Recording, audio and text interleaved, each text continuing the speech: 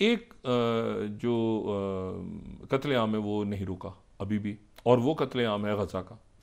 और बल्कि नेतन्याहू जो है वो हंगरी गए और वहाँ पे विक्टर ओर्बन ने कहा कि जो ये बानी है हंगरी, जो आईसीसी के बानी ममालिक थे 1999 उसमें हंगरी भी था। वैसे उन्होंने बाकायदा 2001 में किया था साइन, लेकिन वो हंगरी में गए और वो हंगरी ने कहा कि हम तो आईसीसी से अलग हो रहे हैं। हंगरी ने वेलकम कर दिया, नेतन्याहू वहाँ पे घूम रहे हैं, हालांकि आईसीसी के वारंट्स के तहत उनको गिरफ्तार हो जाना चाहिए था, वो घूम रहे हैं बारह। लेकिन इसी दौरान जो है वो उन्होंने एक नया कॉरिडोर बनाने का ऐलान किया, मोरिग, मोरग, MOREG, इसको इंग्लिश में कह रहे हैं मोरख करके इसको, जो इब्रानी ज़बान में, तो इब्रानी ज़बान में उन्होंने जो है वो एक ये फोर्थ हम देखें तो उन्होंने ये प्लान बताया है कि इसमें मज़ीद जो है वो एक तो है ना फिलाडेल्फी कॉरिडोर, एक जो है वो है जो निज़रिम कॉरिडोर जो दरमियान में है। उन्होंने कहा एक तीसरा कॉरिडोर जो है ना मोरेग एक्सिस, वो तीसरा कॉरिडोर जो खान यूनस और रफ़ा, खान यूनस और रफ़ा शहर को अलग कर देगा, रफ़ा, वो हम यहाँ पे तामीर करेंगे दरमियान में। तो ये पहले एक तो इब्रानी ज़ुबान में भी इसका आ गया, पहले इब्रानी में आया, फिर इसको इंग्लिश में लोगों ने समझाया कि ये मोरग एक्सिस। अब ये जो है ये यानी मज़ीद एग्रेशन करेंगे, और 100 जो है वो फ़लस्तीनी शहीद हो गए 24 घंटों में पिछले। तो ये पहले इन्होंने इब्रानी में जारी कर दिया था, उसके बाद वो इंग्लिश में फिर हुआ, फिर भी इसके बाद अच्छा अच्छा। अब लेकिन जो इशू है वो ये है कि अब जब हम बात कर रहे हैं, इस वक्त तल अवीव में धमाके हो रहे हैं और वो क्लेम कर रहे हैं हुतीज़ कि उन्होंने अटैक किया है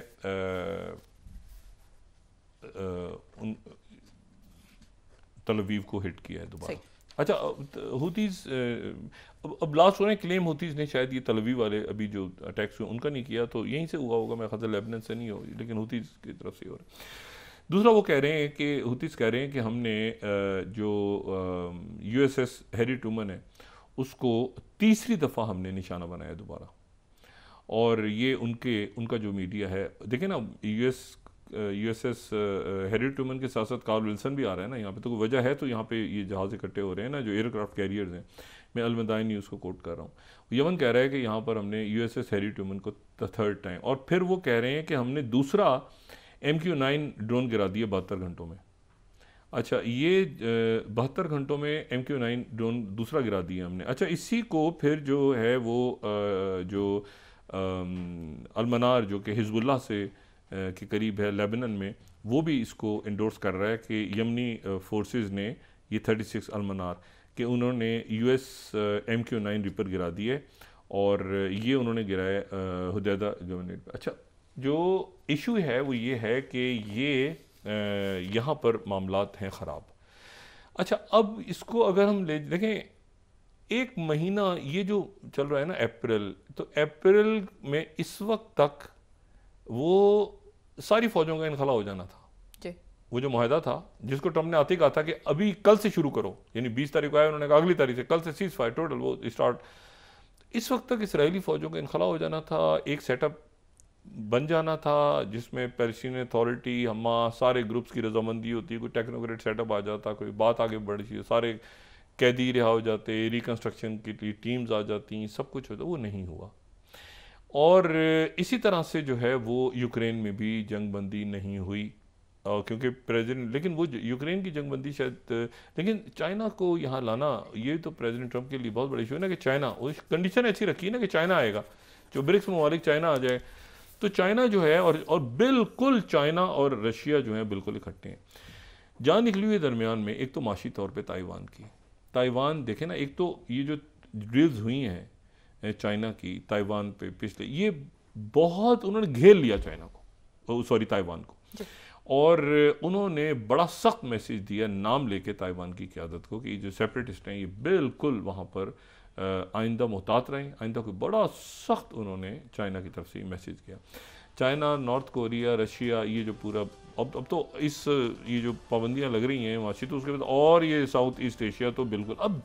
जो इलाका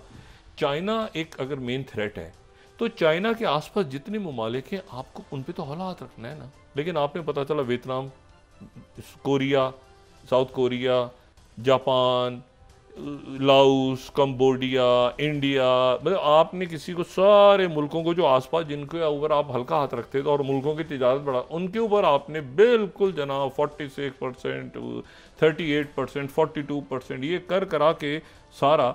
उनको आपने उस तरफ कर दिया कि वो चाइना की तरफ जाएं। दूसरी बात है ईयू के मुल्क अब वेलकम नहीं कर रहे हैं, वो ईयू में गए मार्को रूबियो, लेकिन वो कह रहे हैं कि अपनी स्पेंडिंग बढ़ाओ, कह रहे हैं स्पेंडिंग खाक बढ़ाओ डिफेंस की, अब लड़ो, अब हम लड़ेंगे, जबकि मईशत हमारी पहले तबाह कर दी, ठीक है ना, और फिर पैसे उधर सारे ज़ाया हो गए, और अब हम अब आप रहे ना नए रेंटों में, अब अपनी हम फौज बनाने का सोचेंगे फ्यूचर में। और वो रशिया जो है वो बैठे हैं, रशिया के इन्वॉय जो है वो बैठे हैं वाशिंगटन में, और वो बहुत से मामलों पे बात कर रहे हैं, जिसमें ईरान भी है, यूक्रेन भी है, जिसमें गज़ा भी है,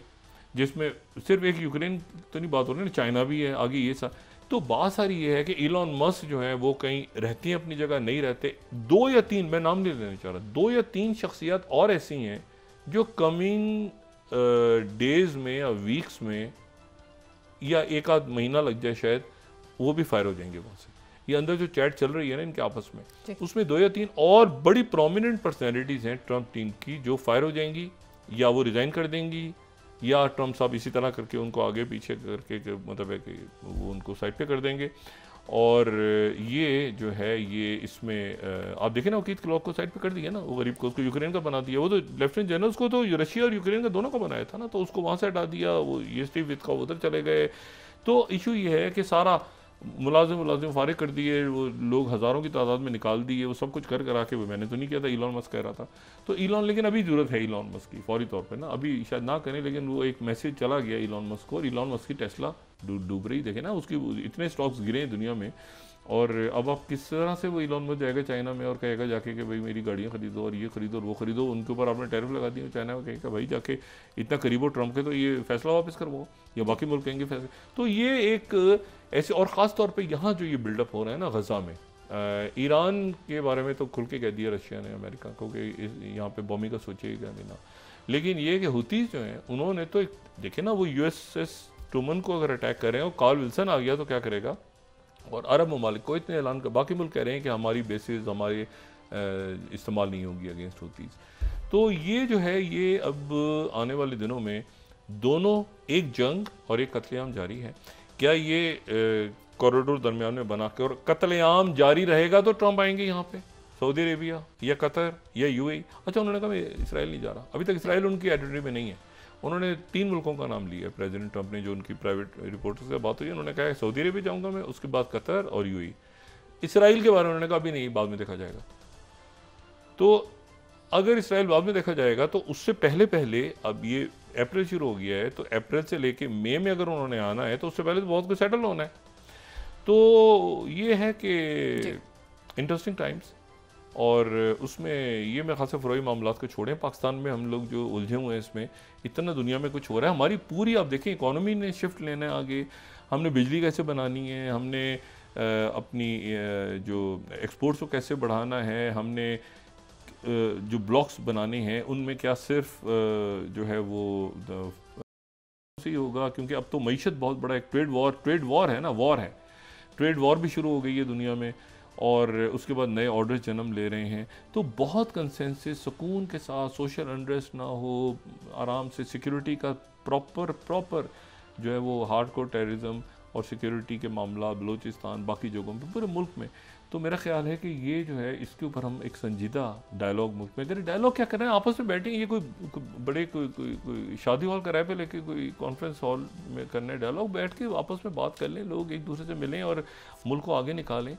और लेकिन ये है कि ये मईशत उस वक्त ठीक होगी जब इसमें कोई अकाउंटेबिलिटी का सेटअप भी होगा, कुछ सवाल ज़रूर पूछा जाएगा कि जी बहुत अच्छा किया कि IPPs ने पैसे कम कर दिए, मगर ये IPPs किसकी हैं, और अब कम कर दिए तो पहले जो पैसा ले गए हैं वो इतने सालों में इतने अरबों डॉलर्स में वो ले गए हैं, तो वो कैसे ले गए? तो अगर आपने मुआहदा तोड़वा के अब उनको रुपयों में और कायल किए तो कैसे किए? क्या उन्होंने ये कहा कि जो पहले हम ले गए सारा खा कमा के वो हमसे कोई नहीं पूछेगा, तो अब हम यहाँ कम कर देते हैं? तो ये जो बात है ना, ये इस तरह नहीं होता कि मतलब शुगर मिल मालकान से गुजारी, शुगर मिल्स किसकी है पाकिस्तान में, तो टेक्सटाइल मिल ओनर से वो किसकी है भाई? तो इशू ये है कि वो जो है वो मतलब है कि खुद ही करते हैं, खुद ही वो फिर अपने मतलब है कि ये मैं शहबाज शरीफ साहब को कि उनका आज ऐलान बड़ा एक खुशगवार ऐलान है। लेकिन मैं वही बात कह रहा हूँ ना, जो रूट कॉजेज तक अपनी गंदम की स्मगलिंग होती है, अच्छा चीनी ख़त्म हो जाती है, तो चीनी कैसे ख़त्म? शुगर मिल्स वालों से पूछे ना, किन की शुगर मिल्स